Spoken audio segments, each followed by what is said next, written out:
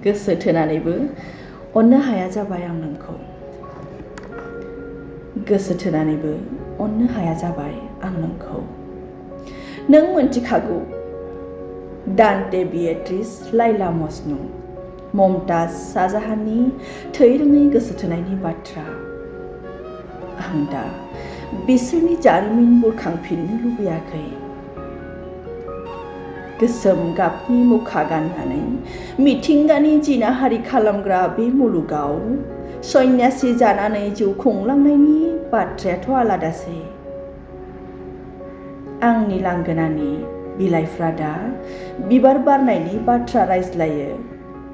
फोलेर फेहेरना संसार जानायनि सिमां नुयो उसुं सेरनि सलादेन जानानै थानाय थं गैजायै गोरान दंफाङाबो सान हर बिबारजों संसार जानायनि थालिम खालामो आंनि गोरबोआबो दा गोसो थोनायाव मुखुब जाय गोरबोआ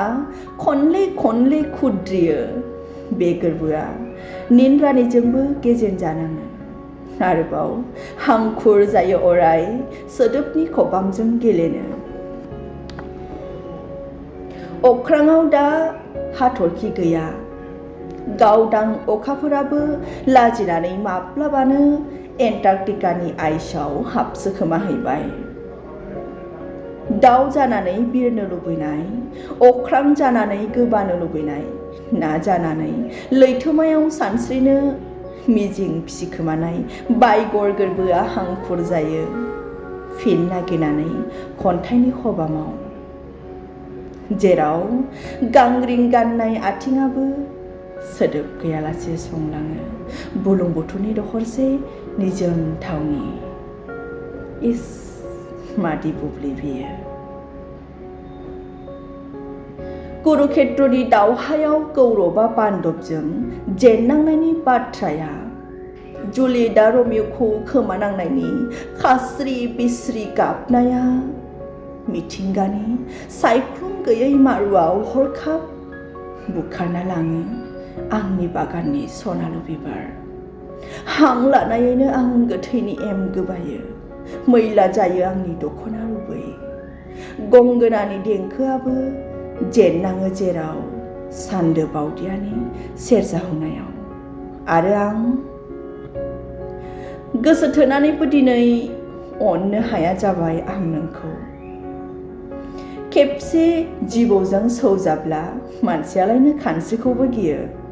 थारैनो अन्थाइ जानाय गोरबोखौ गंगानि दैयाबो फोथारनो हाया जेरैहाय दै गाङि मोसौखौ जों लोंहोनो हाया जायहा गोरबोआव अननायनि गंसे मन्दिर दं बेसो बुजिगोन थैसामखानाय गोरबोनि गाबनाय आदाम इभआ इडेन गार्डेननिफ्राय होखार हरजानांनायनि बाथ्राया गोदान नंलिया आंनि थाखाय फागुननि लांगोनायाव बारनाय सुमलियाबो बिरहोनो हायाखिसै आंनि फास्रा उदांनि दख'ना रुबैयाव मोसाफैनाय गोरलै गांसोनि बिलिरनायाबो मिनिनाय लाबोनो हायाखिसै लाइमोन जानो नागिरनाय आंनि गुस्थि बिलाइयाव सिमांनिफ्राय मोगथाङाव गावखौनो दान्दिसे दिदोम खालामदोंमोन आं आंखौनो सिनायनो हायाखिसै थारैनो गोरबोआ आंनि अन्थाइ जाबाय थारैनो गोरबोआ आंनि अन्थाइ जाबाय जेराव गोसो थोनानैबो आं नोंखौ अननो हाया जाबाय गोसो थोनानैबो आं नोंखौ अननो हाया जाबाय